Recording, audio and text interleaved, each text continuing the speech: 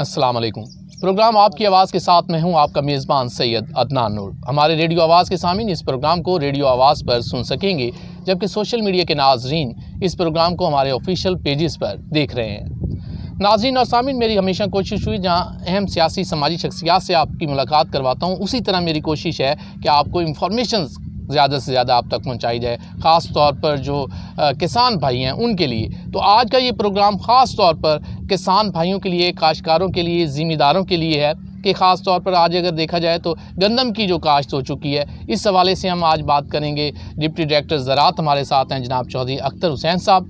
और उसके अलावा झंग में ख़ास तौर पर आप ये देखें कि खजूर फार्म है और उस पर बड़ी अच्छी रिसर्च हो रही है। इस हवाले से हम पूरा एक प्रोग्राम भी पेश करेंगे। रिसर्च खजूर फार्म के जो इंचार्ज हैं फ़याज़ साहब, आज वो भी हमारे साथ हैं, इन्हें भी हम अपने प्रोग्राम में खुशामदीद कहते हैं। मोहम्मद अब्दुल्ला साहब साइंटिस्ट हैं। और ख़ास तौर पर ये देखें कि आप जब कोई भी फसल काश्त कर रहे होते हैं तो पानी का बड़ा अहम रोल होता है, और पानी को जो है किस तरह टेस्ट करना है, क्या पानी इस काबिल है कि ये इस हमारी ज़मीन के लिए कारआमद साबित हो सकता है, तो ये आज हमें बताएंगे अब्दुल्ला साहब। इन्हें भी अपने प्रोग्राम में खुशामदीद कहते हैं।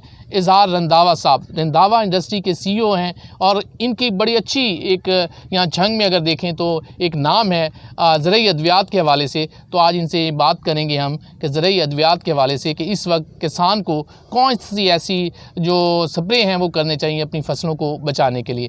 इन सब मेहमानों को अपने प्रोग्राम में खुशामदीद कहता हूँ कि इन्होंने अपने कीमती वक्त में से हमारे प्रोग्राम के लिए टाइम दिया। तो पहले बात करते हैं डिप्टी डायरेक्टर ज़राअत जनाब चौधरी अख्तर हुसैन साहब से कि सर ये बताएं कि आजकल जो फसलें हैं इन पर मौसमी असरात हुए हैं, धुंध रही है काफ़ी और सर्दियों में, और इस दौरान जो जड़ी बूटियों ने भी जन्म लिया, और उसके बाद जो किसान की ये जो फसल है गंदम की, इनके पत्तों ने रंग भी बदला। तो ये किस तरह अब ये सही होंगे? हाँ जी, बिस्मिल्लाहिर्रहमानिर्रहीम। बेसिकली अब इस वक्त हमारी जो मेजर फसल फील्ड में है वो गंदम की फसल है, और इसमें इस वक्त बड़ा आइडियल टाइम है कि हम इसके लिए जो जड़ी बूटियां यहाँ पे उगी हैं उनके लिए स्प्रे करें। तो जैसे आपका सवाल है, ये पिछला जो पूरा हमारा ड्यूरेशन गुजरी है, इसमें जिस तरह के आपको पता है कि धुंध छाई रही और इस तरह के हालात रहे, बादल पड़ता रहा, और इस तरह के हालात में डेफिनेटली कोई भी मौसमी जो असरात होते हैं वो पौधे पर उसका इम्पेक्ट होता है। तो हमारी ये गंदम की जो फसल जो थी उसमें जो नज़र आया, मुख्तलिफ वैराइटीज़ जो भी हमारी यहाँ पे काश्त हुई हैं उनमें ये नज़र आया कि पिलाट जो है वो इसके पत्तों पे नज़र आई, और फिर वो कुछ कंपनियों ने ऐसे ही फार्मर्स को मिसगाइड किया कि जी ये कुंगी का अटैक हो गया है। फार्मर्स भी बड़े परेशान थे, और वो उन्होंने मतलब अपना एक उस चीज़ को कमर्शलाइज जो जिस तरह उनका एक होता है पॉइंट ऑफ व्यू। लेकिन बहरहाल हमने फार्मर्स को अपनी फार्मर ट्रेनिंग प्रोग्राम्स में उनको बड़ा अच्छे तरीके से उनको गाइड किया कि इस वक्त कोई परेशानी की ज़रूरत नहीं है, यानी ये कोई हमला नहीं है, कोई इस तरह का मतलब कोई बीमारी का कोई अटैक नहीं है। ये जो भी फफूंदी का अटैक होता है ना, वो जब आप पत्ते को मस करते हैं तो आपके वो ऊपर वो नज़र आ जाते हैं कि पीले पिलाट सी आपके अंगूठे पे लग जाती है, जो उंगली पे लग जाती है, वो तो होते हैं वो स्पोर्स यानी फफूंद के जो नज़र आते हैं। लेकिन ये इस वक्त जो था ये सिर्फ एक फ़िज़िकल जैसे कहते हैं कि डेफिशिएंसी नज़र आ रही थी। वो सिर्फ ये थी कि पूरी तरह न्यूट्रिएंट्स जो है ना वो अवेलेबल नहीं हो पा रहे थे मौसमी असरात की वजह से, और उनके जो है वो पत्ते के ऊपर असरात जो थे वो नज़र आ रहे थे। पत्ता रंग बदल गया, पीला हो गया, या उस पे डॉट बनना शुरू। और अल्हम्दुलिल्लाह ये जैसे कि आपके पीछे भी एक फसल है, आप देख रहे हैं कि इस पे भी इसी तरह के असरात थे, लेकिन अब ये लश ग्रीन नज़र आ रही है।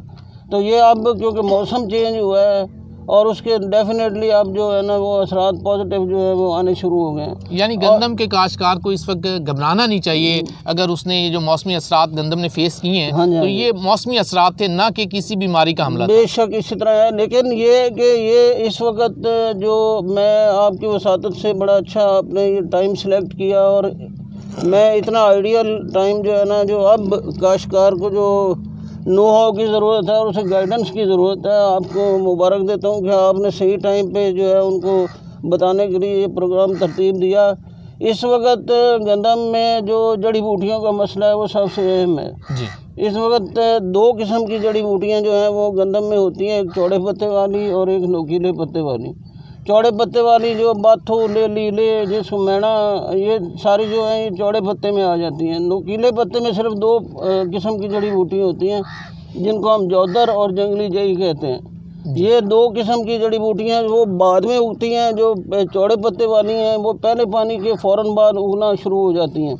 इस वक्त एक आइडियल स्टेज है कि फार्मर्स को इसके चौड़े पत्ते वाली जड़ी बूटियों के लिए हम आम तौर पे ये कहते हैं कि जब वो बूटी जो है 2 से 4 लीव्स तक होती है, जी जी, वो यानी इस पोजीशन में होती है कि पानी जो है वो स्प्रे से कंट्रोल हो जाती है। फिर जब वो बड़ी हो जाती है तो फिर उसमें स्ट्रेस तो आ जाता है, लेकिन वो पूरी तरीके से कवर नहीं हो पाती। तो हम इस वक्त फार्मर्स को कह रहे हैं कि वो अपना वो इस टाइम को अवेल करे और जल्द अज जल्द जैसे भी धूप निकलती है वो स्प्रे जो है अपने वो शुरू करे। तो ये स्प्रे अब के हवाले से तो हम बात करेंगे, रंधावा हाँ साहब जी। हमारे साथ हैं, इनसे हम स्प्रे की बात करेंगे। लेकिन ये है कि इस वक्त ना एक जो है फार्मर को थोड़ा सा मैं आपकी वसादत से ये बताना चाहूँगा कि ये कूंगी का अटैक जो है ना, हमारी जितनी भी वैरायटीज़ हैं सिवाय एक मतलब इस वक्त जितनी भी वैरायटियाँ हमारी फील्ड में चल रही हैं उनमें सूरत हाल यही है कि उसके ऊपर अटैक होता है कूंगी का।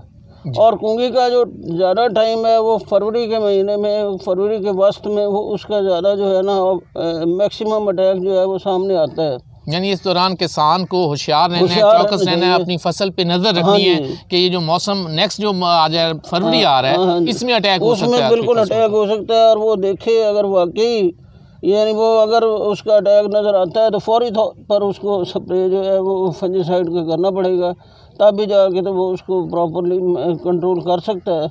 लेकिन ये है कि अगर नहीं होता तो फिर वो उसको पहले सही तरीके से उसको आइडेंटिफाई करेगा कि वाकई वो कोई फिजिकल डेफिशिएंसी है या वो कूंगी का अटैक। आपसे बात करते हैं सर अब्दुल्ला साहब, हमारे पास आज जो मौजूद हैं साइंटिस्ट हैं और ख़ास तौर पर इनकी जो रिसर्च है वो पानी के ऊपर है और ज़मीनों को जो पानी दिया जाता है उसका बड़ा अहम रोल होता है आपकी फसल में और ज़रूरी भी होता है। तो इनसे पूछते हैं कि ये किसान जो बेहतर पैदावार चाह रहा होता है, हर किसान की यही कोशिश होती है, लेकिन आज तक मेरा ख्याल है हमें ये नहीं नज़र आया कि किसान कहीं अपनी ज़मीन का कोई टेस्ट करवा रहा हो, कहीं कोई पानी का टेस्ट करवा रहा हो।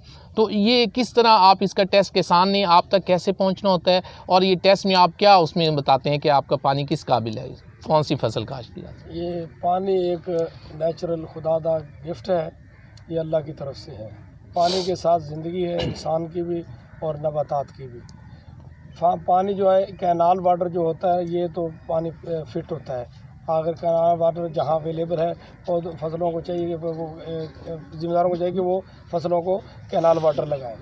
और अगर कैनाल वाटर जहाँ अवेलेबल नहीं है तो फिर ट्यूबवेल का वाटर जो है जो वो इस्तेमाल किया जाता है, वो अच्छा पानी वो इस्तेमाल करें।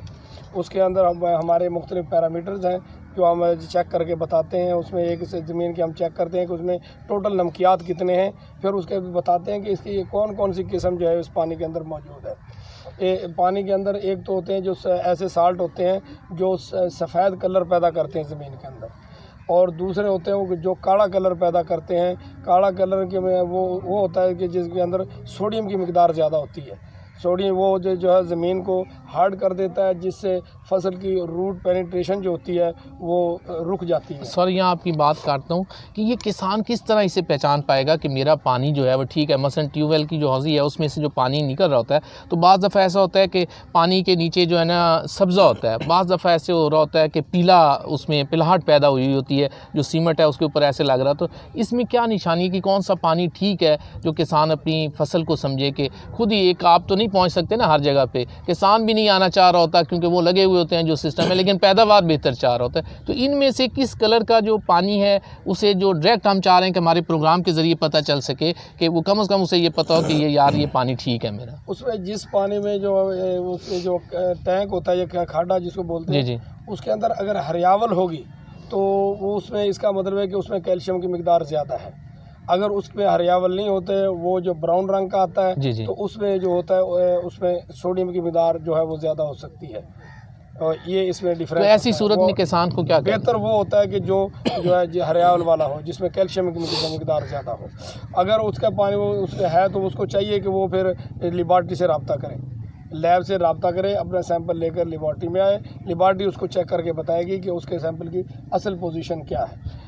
वो मसलन ऐसे ही अगर है कि एक आदमी देख के अंदाज़ा लगा देता है, जैसे इंसान अंदाज़ा लगाता है ये आदमी ये इसको फलां बीमारी हो, वो एक अप्रॉक्सीमेशन होती है। जब तक लैब टेस्ट नहीं करवाया जाता एग्जैक्ट फिगर उसके सामने नहीं आ सकता। अगर फैसलाबाद रीजन में किसानों को अपना पानी का टेस्ट खास तौर पर करवाना है तो वो कहाँ रब्ता करें? आपका कोई दफ्तर है या आपका कोई किस जगह वो आपसे रब्ता में? तो सबसे पहले तो एक्सटेंशन डिपार्टमेंट है हमारे पास, इसकी जो है वो फील्ड के अंदर रूट पेनिट्रेशन है, ये यूनियन काउंसिल लेवल तक इनके आदमी मौजूद होते हैं, उनसे रब्ता करें कि मेरा ये पानी में प्रॉब्लम आ रहा है तो मुझे उसका जो तरीक़ाकार बताएं, वो भी गाइड कर रहे हैं। उनकी ड्यूटी यही है कि वो फार्मर्स को गाइड करना उनकी ड्यूटी है, और उन्होंने जो प्रॉब्लम आती है वो रिसर्च इदारों तक पहुंचानी होती है, तो रिसर्च इदारे फिर उस पर रिसर्च करते हैं और उसका जो रिज़ल्ट होता है फिर उनको ट्रांसफ़र करते हैं, फिर आगे एक्सटेंशन डिपार्टमेंट उनको बताता है। हमारे पास ये सहूलत भी है कि ज़िम्मेदार डायरेक्ट हमारे पास आ सकता है, हम उससे सैंपल लेते हैं। अगर कोई ऐसा है ज़िम्मेदार है यानी जहाँ हम सैंपलिंग करने उसकी जाते हैं ज़मीन की, तो फिर हम उसका पानी का सैंपल भी साथ ही ले लेते हैं, तो इस तरह उसका ज़मीन भी चेक हो जाती है और पानी भी चेक हो जाता है, दोनों चीज़ें चेक हो जाती हैं। उसमें जो सफ़ेद साल्ट की अगर मिकदार फ़र्ज़ को जैसे अब वीट काश्त हो रही है, अगर ज़मीन के अंदर सफ़ेद कलर की मिकदार हद से ज़्यादा तजावुज़ कर जाए तो फिर डिहाइड्रेशन होनी शुरू हो जाती है, प्लांट्स ग्रो करेगा लेकिन तो साथ ही उसके खुश्क हो जाएगा, क्योंकि बाहर जो साल्ट कंसनट्रेशन ज़्यादा होती है उसकी मिकदार नमकियात की ज़्यादा होती है, पौधे के अंदर कम होती है, तो पानी का आउटफ्लो शुरू हो जाता है जिससे पौधा जो है वो ड्राई हो जाता है और मर जाता है। यानी तो किसान का आप तक पहुंचना ज़रूरी है। अगर उसे कहीं लग रहा है कि उसकी ज़मीन रंग बदल रही है, उसका पानी रंग बदल रहा है, उसकी फसल बेहतर पैदावार नहीं दे रही, तो ये पानी का टेस्ट ज़रूरी है और वो आपसे रब्ता कर सकते हैं। हाँ जी, हम जो गाइडेंस देते हैं फार्मर को वो लेबॉरेटरी एनालिसिस के बाद देते हैं, उसकी रिपोर्ट की मौजूदगी में। हैप हैज़र्ड हम ज़िम्मेदार को नहीं गाइड करते, हम गाइड करते हैं उसके जो उसकी रिज़ल्ट्स आ जाते हैं, उसकी मौजूदगी में हम बताते हैं कि आपकी ज़मीन के अंदर इस चीज़ की मिकदार ये ज़्यादा है, ये प्रॉब्लम आ रही है, आपकी ज़मीन में काला कलर है या सफ़ेद कलर है। जो काला कलर है नमक अगर सोडियम की मिकदार ज़मीन में ज़्यादा हो जाती है तो वो एक नीचे एक लेयर बनती है जो हार्ड लेयर होती है, ज़मीन सख्त हो जाती है, उसकी जो है पोरासिटी कम हो जाती है, उसमें पोर्स कम हो जाते हैं, पौधे के लिए सांस लेना मुश्किल हो जाता है, सफोकेशन से पौधे मर जाते हैं। ये वो बातें हैं जो आम तौर पर आम किसान के पास नहीं पहुंच पाती, और हमारी कोशिश है प्रोग्राम आपकी आवाज़ के ज़रिए आप तक हम ये इंफॉर्मेशन पहुंचाएं कि बेहतर पैदावार किस तरह हासिल की जा सकती है। और इसमें अब बात करते हैं इज़हार रंधावा साहब से कि फ़सल लगा दी गई, पहला पानी लग गया गंदम की फ़सल को, और अब जड़ी बूटियों ने जो जन्म लिया है उसमें इन जड़ी बूटियों पर कौन से स्प्रे असरात करते हैं कि ये फौरी ख़त्म की जा सकें ताकि अच्छी पैदावार ली जा सके?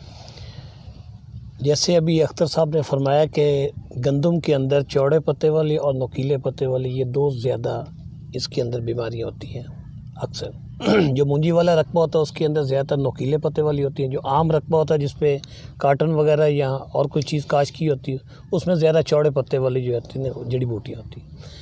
तो कोशिश ये करनी चाहिए हमें, हम सब डीलरों को भी ये कोशिश करनी चाहिए कि अच्छी कंपनी, मल्टीनेशनल कंपनी की प्रोडक्ट यूज़ करने चाहिए ताकि जिससे किसान का भी फ़ायदा हो और दुकानदार हजरात का भी फ़ायदा हो। तो चौड़े पत्ते वाली की जो अगर महसूस हो तो उसमें काफ़ी सारी कंपनियों की दवाइयाँ हैं, जैसे मल्टीनेशनल कंपनियों में बायर क्रॉप साइंस है, FMC है, सजेंटा है, ICI है, इसी तरह और भी जो नेशनल लेवल पे कंपनी है उनकी अद्वियात जो है। लेकिन कोशिश फिर मैं वही अर्ज़ करूँगा कि दुकानदार हज़रात जितना तावन अच्छी चीज़ उसको बेचनी चाहिए ताकि अपने फार्मर जो हमारे हैं वो भाई हैं, हम खुद भी ज़िम्मेदार हैं, ज़िम्मेदार गिराने तक।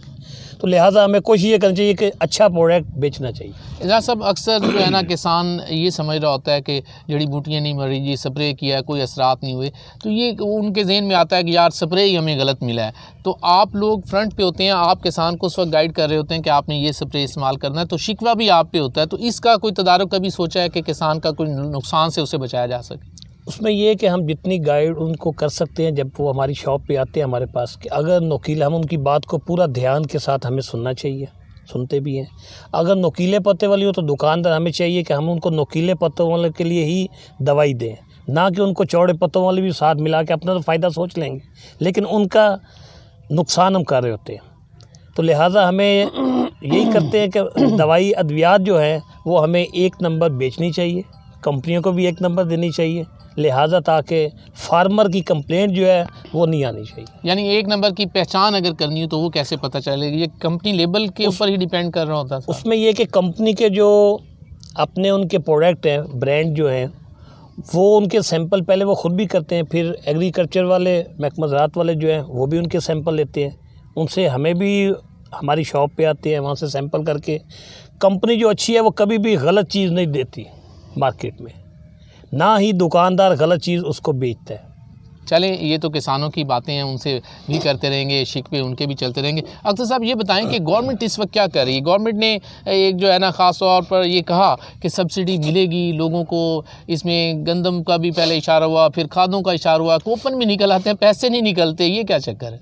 ये असल में इस वक्त जो है ना हमारे मुख्तलिफ जो प्रोजेक्ट गवर्नमेंट सब्सिडी के हवाले से काश्तकार को सहूलत देने के लिए कर रही है ना, उसके बारे में फार्मर्स की मुकम्मल आगाही जो है ना उसका होना बड़ा ज़रूरी है। जिस तरह अब आपने ये प्रोग्राम किया, एक्चुअली इस वक्त 4 जो मेजर फसलात है ना, गंदम, धान, शुगर केन और उसके ऑयल सीड, इन पे गवर्नमेंट जो है वो सब्सिडी देने की कोशिश कर रही है।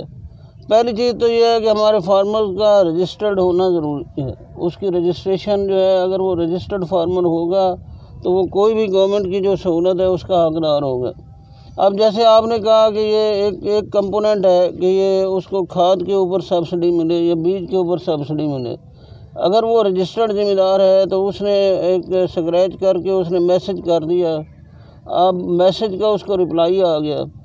बाज़ औक़ात वो रिप्लाई ऐसा होता है कि उसको पता नहीं चल रहा होता कि ये क्या, मैंने क्या करना है। वो एक्चुअली ये है कि वो या तो वो रजिस्टर्ड ज़मींदार होता नहीं है, या अगर वो रजिस्टर्ड ज़मींदार भी है तो वो अपनी सब्सिडी ख़त्म कर चुका होता है, या ये है कि एक जो इलाके के लिए मुख्तस जो रकम है, मतलब एक इलाके के लिए एक मुख्तस बीज का कोटा है जी जंग के लिए, वो कोटा ख़त्म हो चुका है तो फिर उसको सब्सिडी जो है वो नहीं मिल पाती। यानी किसान को ज़रूरी है सब्सिडी हासिल करने के लिए कि वो रजिस्टर्ड किसान हो, आपके पास आपके इदारे में वो रजिस्टर्ड है तो तब वो वसूल कर सकता है, वरना नहीं। डेफिनेटली। और दूसरा ये है कि अब खाद के हवाले से जैसे आपने फरमाया, अब गवर्नमेंट की तरफ से ये है कि एक एलिमेंट जो है मसलन फास्फोरस और पोटाश पे जो खाद है उस पे उसको सब्सिडी मिल रही है।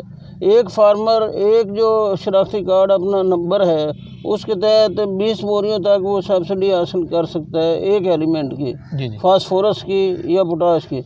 अब अगर वो उससे आगे जा चुका है तो फिर उसके अगर उस अपनी वो सब्सिडी पूरी कर चुका है तो फिर उसको नेक्स्ट आगे कोई और सब्सिडी नहीं मिलेगी उस एलिमेंट के हवाले से। तो ये थोड़ा सा इस तरह हो रहा है कि आजकल। और दूसरा ये है कि मैंने जैसे आपके पिछली मीटिंग में भी कहा था, पिछला जो साल था वो हमारा कोरोना की नज़र हो गया कि हमारे पैसे जो गवर्नमेंट ने फ़िक्स किए थे for the benefit of farmers, जो हमारे बैंक में पैसे आ गए थे वो वापस हो गए थे। अब भी एक किस्त जो रिलीज़ हुई है वो ख़त्म हो चुकी है। अब दूसरी किस्त के लिए कल ही डीजी साहब ने मैसेज जो है वो कन्वे किया हुआ था कि दोबारा जो गवर्नमेंट ने पैसे रिलीज़ कर दिए हैं वो अब हम बैंक को ट्रांसफ़र कर रहे हैं। यानी किसान को उम्मीद रखनी चाहिए, ये ना कि कूपन फाड़ के फेंक दे। अक्सर ऐसे होता है कि मैंने खुद देखा है अपनी आंखों से, किसान के अंदर यार निकलनी तो कुछ नहीं ऐप पे कूपन। इसमें डेफिनेटली ये इसके पीछे बैकग्राउंड में यही होता है, या तो वो गवर्नमेंट की तरफ मुख्तस जो रकम होती है या वो ख़त्म हो जाती है, या वो अपनी फैसिलिटी अवेल कर चुका होता है, या वो रजिस्टर्ड ज़मींदार नहीं होता। तो इन सारी चीज़ों को अगर वो मतलब है वो करके तो लेगा तो गवर्नमेंट तो जो उसको सहूलत देना चाह रही है वो तो उसने डेफिनेटली एक फिक्स कर दिया, देना ही देना है। ये बताइएगा कि किसान बेहतर पैदावार के जो आपका एक कंपटीशन शुरू करवाया गया है उसमें किस तरह शामिल हो सकेंगे आप? उन्हें क्या उसके बदले उन्हें फ़ायदा क्या होगा? किसान अगर कोई बेहतर पैदावार आपके सामने शो करता है इस दफ़ा गंदम की, तो उससे क्या फ़ायदा? ये तो बड़ा अपने ज़बरदस्त किस्म के मौका के मुताबिक जो सवाल किया। और इसमें इसी तरह होता है कि जब भी कोई फसलात होती है ना, गवर्नमेंट यही देखना चाह रही है आजकल के काश्तकार वाकई उसको नो-हाउ को अडॉप्ट करते हुए, सही टेक्नोलॉजी को अडॉप्ट करते हुए अच्छी पैदावार अगर हासिल करता है तो क्यों ना उसको इंसेंटिव दिया जाए। तो इसमें यही होता है कि इसमें 2 कंपोनेंट हैं। एक तो हम नुमाइशी प्लाट लगाते हैं उसके लिए भी बाकायदा पेपर में बहुत बड़ा इश्तिहार आता है, फार्मर उसको देख सकता है कि अब गवर्नमेंट जो है वो आपसे एप्लीकेशन तलब कर रही है कि वो नुमाइशी प्लाटों के लिए अपनी दरख्वास्त दे। अगर वो दरख्वास्त देगा, वो उसका मतलब है वो क्राइटेरिया पे फिट आता है, उसके कुरानंदाजी के ज़रिए उसका नाम निकल आता है। तो गवर्नमेंट गंदम पे भी हमने पिछले साल भी 11,000 रुपया उसको उसके एकड़ पे उसको इंसेंटिव दिया। इसी तरह गन्ने के लिए हमने बिल भेज दिए 30,000 पर एकड़ उसको इंसेंटिव यानी मिलेगा। बेहतर पैदावार करें तो आप एक तो वो गंदम जो सेल उसके पैसे अलग हैं, गवर्नमेंट ने आपको 11,000 रुपये का एक जो है ना तोहफा दे देना है कि जनाब ये आपका। और इसके अलावा पैदावारी मुकाबले इससे हटके हैं। अब ये पिछले दिनों में चलता रहा है शुगर केन का पैदावारी मुकाबला, उसमें हमने मतलब है पूरे हमारे डिस्ट्रिक्ट में जो 10 टॉपर थे उनकी हमने जाके तो उसकी वो पैदावार जो है हमारे क्रॉप रिपोर्टिंग साइंसेज वाले वो साथ थे, उन्होंने साइंटिफिक बुनियाद पे उसकी वो हार्वेस्टिंग की और उस पे उसकी पैदावार जो है वो निकल आई है। इस वक्त तक मेरा ख्याल है जंग का बंदा जो है शूरकोट का वो पूरे डिवीज़न में टॉप कर रहा है। तो ये मतलब है एक उसको 3 लाख रुपया उसको इनाम मिलेगा फर्स्ट आने वाले को। क्या बात। इसको 1.5 लाख जो है वो इनाम मिलेगा सेकंड आने वाले को और 75,000 थर्ड आने वाले को। अगर ये तीनों ये बंदा जो है वो अगर प्रोविंशियल लेवल पे चला जाता है तो फिर उससे पीछे वाला जो है वो ऊपर आ जाएगा। अगर इसको प्रोविंशियल लेवल पे इसकी इतनी पैदावार है कि वो प्रोविंशियल पोजीशन ले जाता है फर्स्ट सेकंड थर्ड, तो जो पीछे जो है वो ऊपर आ जाएंगे। इसी तरह गंदम के लिए अब हमने एप्लीकेशनें जो है वो तलब करनी शुरू कर दी हैं। जो लोग कंपटीशन में शामिल होना चाहें इस मुकाबले में कि अगर वो समझते हैं कि उनकी फसलें अच्छी खड़ी हैं और वो गवर्नमेंट की इस सहूलत से फ़ायदा उठाना चाह रहे हैं और इस कंपटीशन में बाकायदा तौर पर शामिल होना चाहते हैं, तो वो अपनी एप्लीकेशन ज़राअत ऑफिस झंग जो है ना उन्हें जमा करवाएं और वो इसका फ़ायदा उठा सकते हैं। फ़याज़ साहब तशरीफ़ रखते हैं हमारे साथ, रिसर्चर हैं और झंग में जो खजूर फार्म है इसका नाम पंजाब में काफ़ी मकबूल है। तो फ़याज़ साहब प्रोग्राम की डिटेल तो हम नेक्स्ट करेंगे, लेकिन आज आप हमें इस प्रोग्राम के ज़रिए बता देंगे कि हम नेक्स्ट जो है इसमें किस किस्म की इंफॉर्मेशन अपने किसानों को देने जा रहे हैं। बिस्मिल्लाहिर्रहमानिर्रहीम। शाह साहब, आपने ये हमें ये मौका फ़राहम किया है कि हम अपने ज़िम्मेदार भाइयों को खजूर और हार्टिकल्चर क्रॉप जितनी भी हैं उनके मुतालिक, क्योंकि हार्टिकल्चर हमारा सब्जेक्ट है और इसमें हमने जितने बागात हैं, चाहे वो तुरशावा बागात हैं, आम के हैं, अमरूद के हैं, खजूर के हैं, इनके मुतल्लिक़ आ गई हमारा फ़राहम करना, ये हमारी ड्यूटी में शामिल है। और अल्हम्दुलिल्लाह ये झंग का जो फॉर्म है खजूर फार्म, इसकी तारीख़ बहुत पुरानी है। ये बिफ़ोर पार्टीशन यहाँ पे प्लांटेशन हुई थी और वक्त के साथ साथ इसकी अफादियत बढ़ती गई और अब अल्हम्दुलिल्लाह यहाँ पे ये जो फॉर्म है इस पे हमने जो ज़िम्मेदारों के लिए आलमोस्ट 40 से ज़्यादा हमने जो वैराइटीज़ हैं वो हमने यहाँ पे डेवलप कर ली हैं और आलमोस्ट सारी वैराइटीज़ जो हैं ये ईरान, इराक़ और जितने डेवलपिंग कंट्रीज़ हैं जो अच्छी हाई यील्डिंग हमारे पास अजवा खजूर है, अंबर है, खलास है, बरी है, सगाई है, ये सारी किस्में हमने यहाँ पे जो है ना इनके टेस्टिंग ट्रायल करके और इस स्टेज पे आ चुके हैं कि ये अच्छी पैदावार की हामिल हैं और ये ज़िम्मेदारों तक पहुँचाना, ये हम बाकी बातें किसानों के लिए रोक लेते हैं, अगले प्रोग्राम का इंतज़ार करेंगे। ये मेरे लिए बड़ी खुशी होगी कि नेक्स्ट प्रोग्राम जो आपने अरेंज कर रखा है उसमें मैं अपने सारे प्रोग्राम्स आपको बताऊंगा कि गवर्नमेंट का सेक्टर जो है वो कितनी एफर्ट्स कर रहा है और इसमें हमारा जो फार्मर्स से कोऑर्डिनेशन है, जो फार्मर्स को हमने अब तक प्रोविजन किया है प्लांट्स की, वो सारी डिटेल में इंशाल्लाह शाह साहब आपको बताऊंगा जी। और बहुत शुक्रिया सर, बहुत अच्छा है और इंशाल्लाह ये झंग ज़िला झंग जो है इसमें बड़ी इसकी प्रमोशन हो रही है डेट्स की और एक वक्त आएगा कि हम इंशाल्लाह डेट्स और जैतून में ख़ुद को फील हो जाएंगे। बहुत शुक्रिया। मैं अपने आखिर में तमाम मेहमानों का इंतहाई शुक्रगुज़ार हूँ कि इन्होंने अपने कीमती वक्त दिया हमें हमारे इस प्रोग्राम के लिए और ख़ास तौर पर किसानों को जो इंफॉर्मेशन दी गई है। ये सिलसिला हमारा इस प्रोग्राम के ज़रिए जारी रहेगा। हमारे अगले प्रोग्राम का इंतज़ार कीजिएगा कि झंग में जो खजूर फार्म है इस हवाले से होगा और खजूर कितना आपको बचत दे सकती है, पैसा आप किस कदर कमा सकते हैं खजूर के ज़रिए भी। तो इसके साथ ही अपने मेज़बान सैयद अदनान नूर को इजाज़त दीजिए। अल्लाह निगहबान। शुक्रिया सर।